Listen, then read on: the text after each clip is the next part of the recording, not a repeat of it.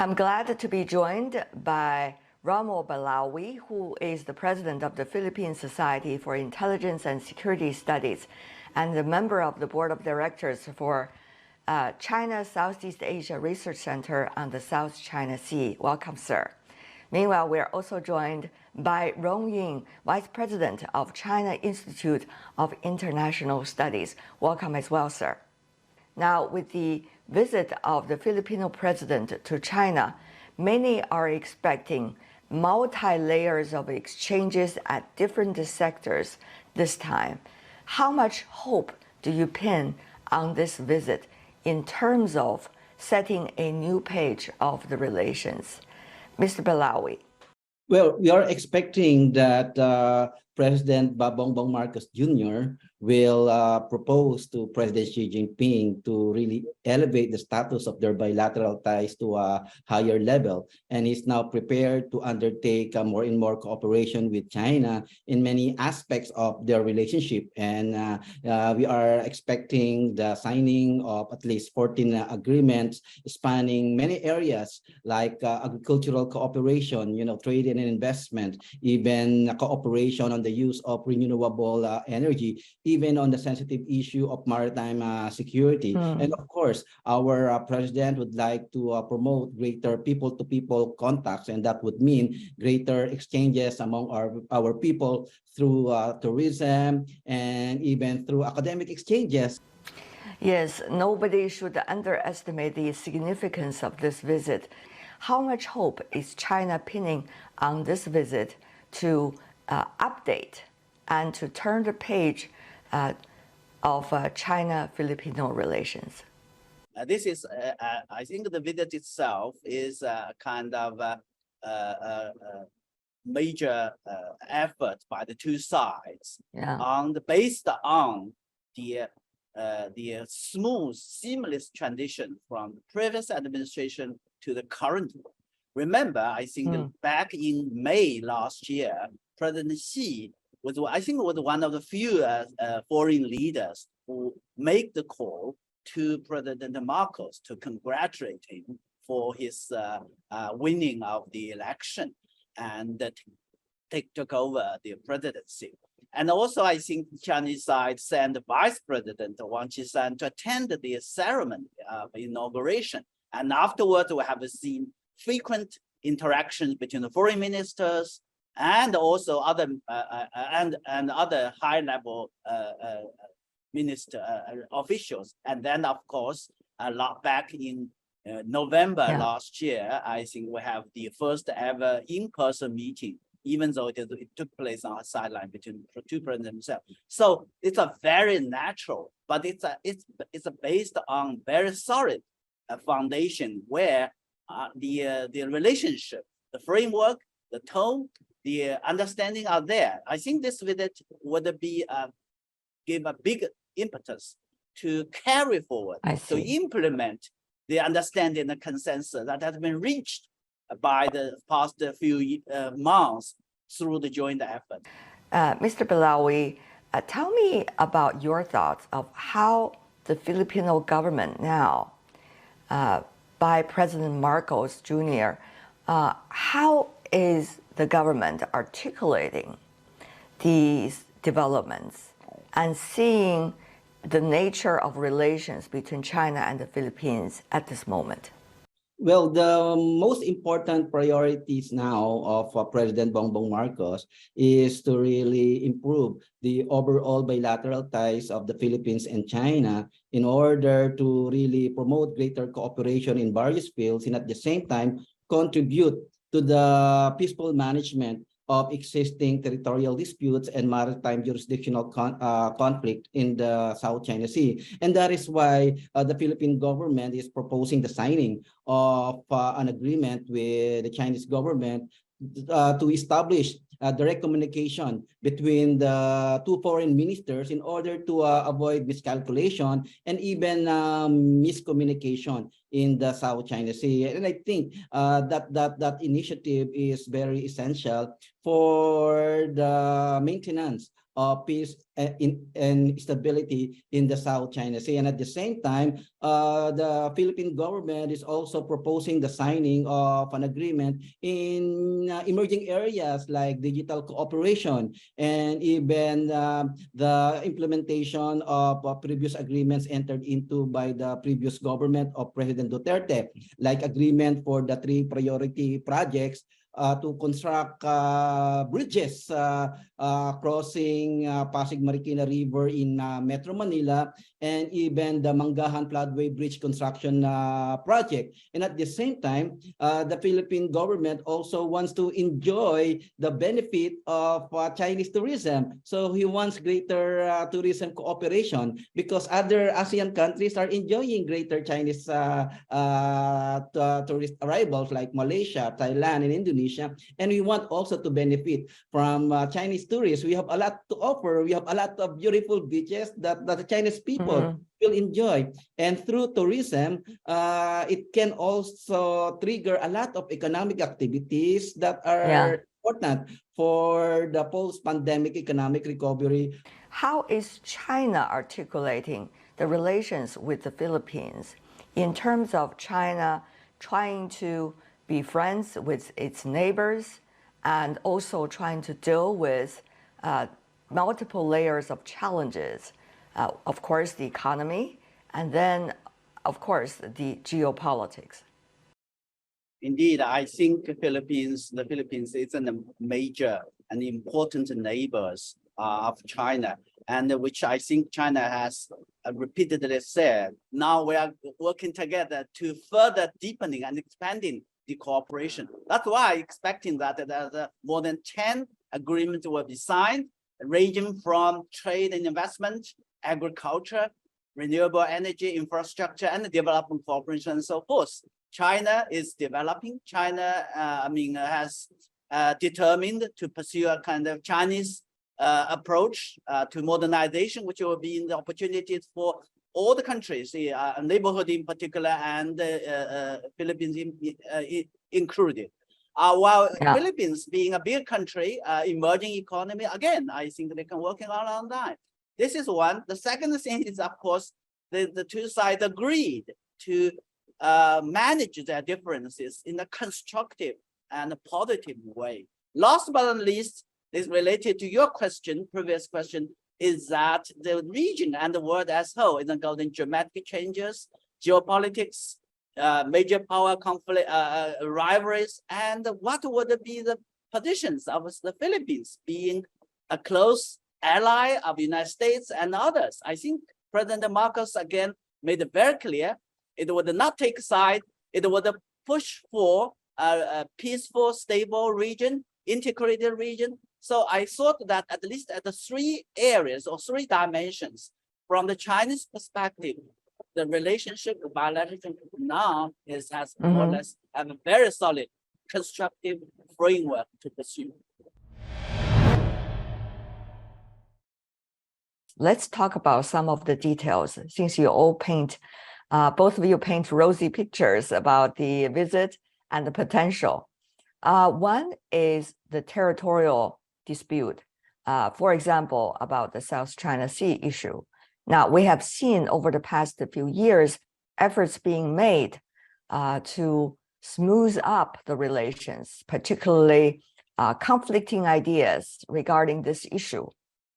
We have also seen attempts being made at various times for different purposes toward different directions.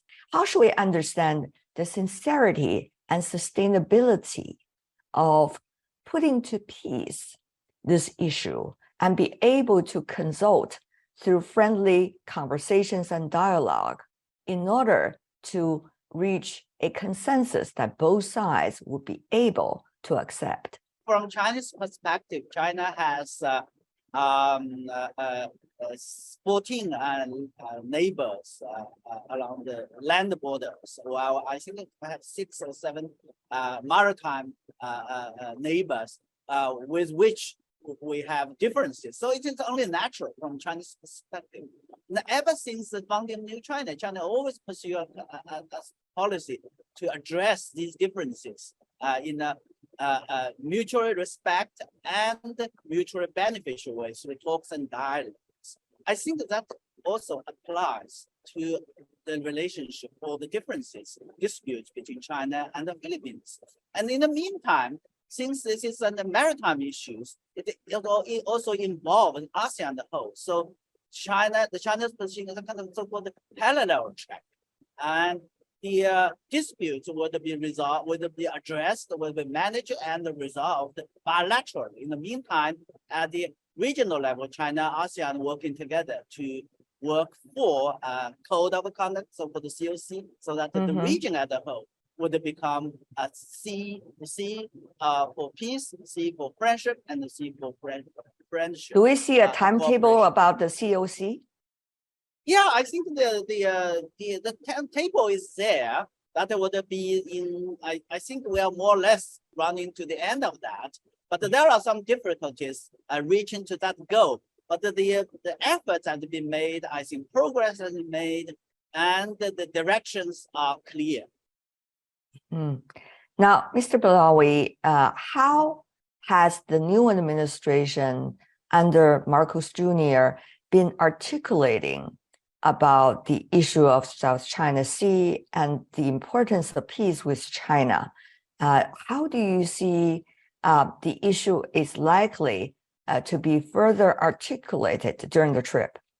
Well, one of the major issues that our government will raise with the President Xi Jinping is to really promote cooperation in the South China Sea. And President Bongbong Marcos has expressed willingness to continue the efforts made by the previous government, that is the bilateral consultative mechanism in the South China Sea, because in the bilateral consultative mechanism in the South China Sea, they have achieved a lot in order to peacefully manage conflicts in the South China Sea and promote cooperation between the two countries, especially in the area of marine environmental protection, marine environmental research, search and rescue operation, and even joint development of natural gas and oil. And President Bongbong Marcos is interested to sustain that efforts and even shift the relationship to a higher gear. When President Xi Jinping visited Manila in 2018, he initiated the establishment of comprehensive strategic cooperation between the two countries. And for me, that was very important to really level up the nature of their bilateral ties. And I think it is also high time for the Philippine government and the Chinese government to elevate further to the higher plane their bilateral ties by establishing a comprehensive strategic partnership, because if the two countries are partners, they will be committed to work together rather than act unilaterally on its own. And we will define our national interest as interconnected with the national interest of the two partners. So I think the visit of President Marcos to China will set the tone towards that direction of comprehensive strategic partnership. How do you see the consensus is being built back at home in the Philippines, Mr. Banawi, about peacefully coming to consultation and also to a good, shall I say, start of another stage of discussing the issue? Well, the major domestic concerns in the Philippines increased activities of China in the area that Filipinos call West Philippine Sea. And I think the two countries should establish ways to prevent these activities to be misinterpreted as invading Philippine territory.